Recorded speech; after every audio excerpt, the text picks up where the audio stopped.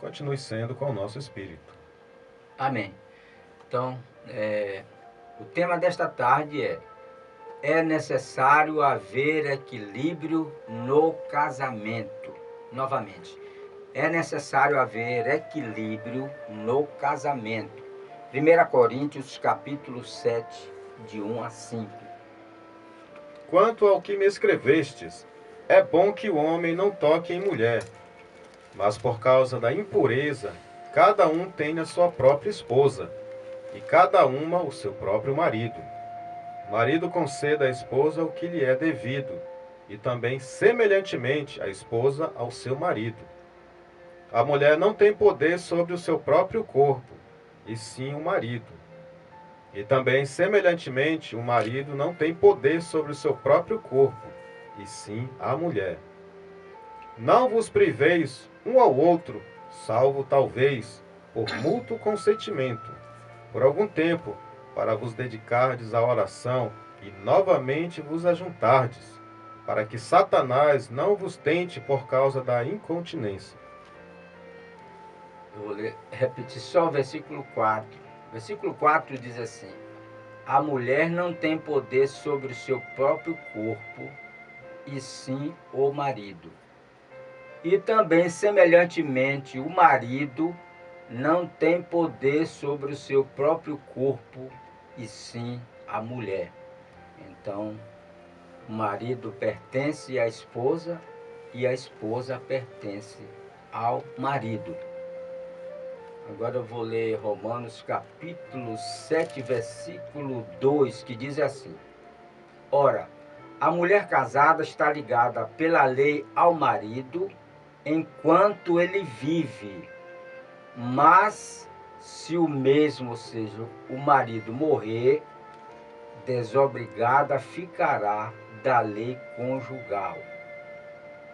Então, a mulher casada está ligada pela lei ao marido e o homem está ligado pela lei à esposa enquanto viver.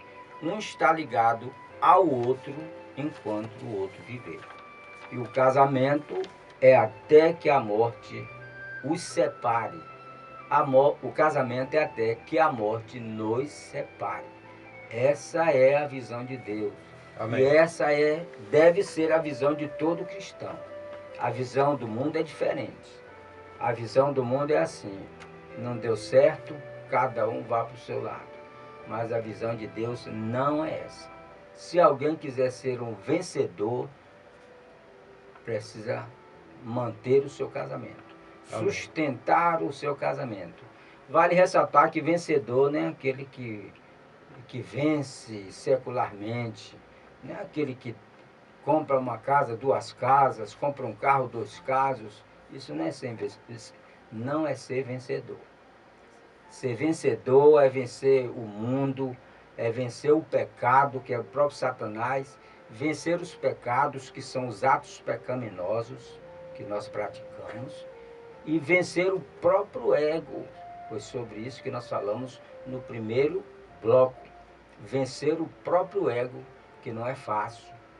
Ele mora dentro de nós, ele mora conosco, né? É um amigo íntimo. É, amigo íntimo.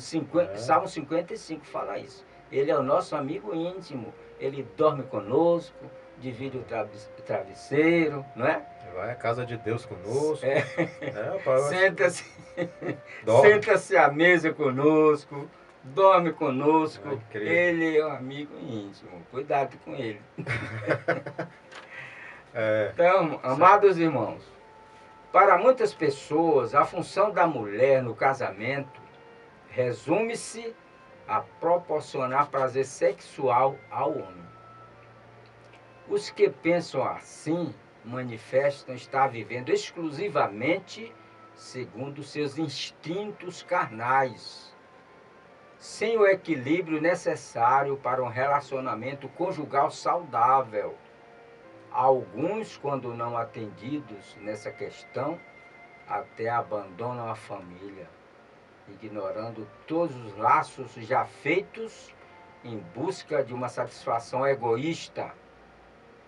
sem nem mesmo procurar com o próprio cônjuge um meio para melhorar a vida íntima dos dois. Se está havendo dificuldade, então precisa haver a conversa, o diálogo, o entendimento.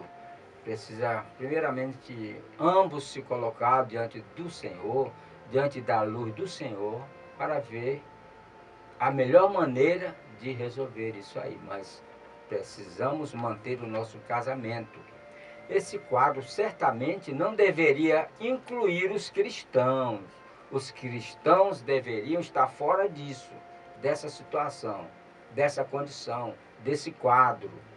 Embora a vida íntima tenha sua importância no relacionamento entre marido e mulher, precisamos ter clareza de que o casamento possui uma função bem definida no plano eterno de Deus e certamente mais abrangente do que se pensa no mundo.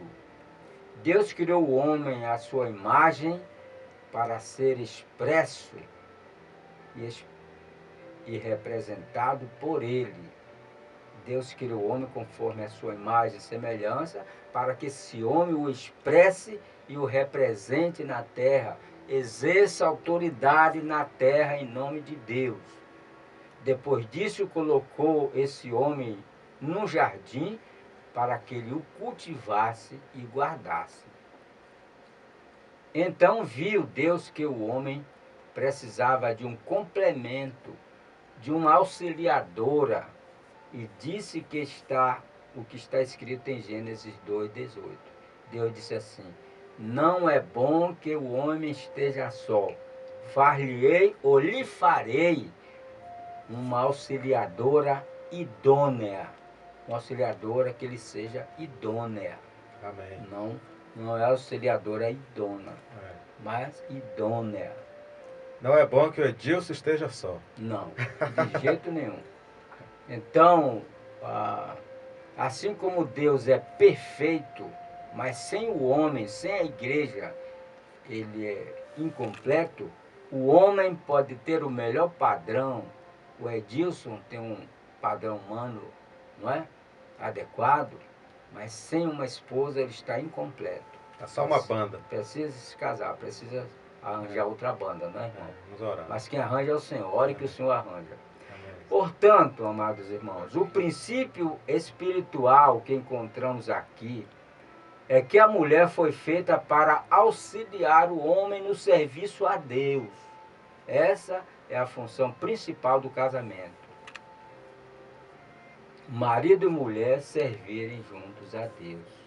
Ser seu complemento e assim juntos fazerem a vontade de Deus.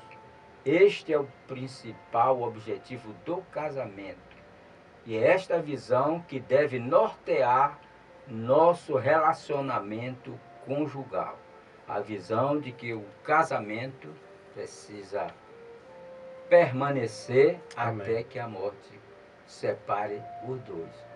E também a visão é de que Deus criou o homem e a mulher também para que ambos juntos sirvam a Deus. Um casal servindo a Deus é maravilhoso, não é? Amém. É muito bom, muito adequado. Sim. Um solteiro servindo a Deus, claro que Deus aceita, mas o solteiro tem as suas limitações, né? Mas o casal ele pode chegar em qualquer lugar, é mais adequado, em qualquer lugar o casal entra, prega o evangelho, não é assim? Um apoia o outro. Então, um apoia o outro, um sustenta o outro, e assim Deus abençoa. Então, que o Senhor abençoe o casamento de cada um de nós. Amém. Que não nos esqueçamos que é necessário que haja equilíbrio no casamento. Maravilha, graças a Deus por essa porção, que Deus nos abençoe. Deus abençoe os casais da igreja. Rios de Água Viva, a vida chegando até você.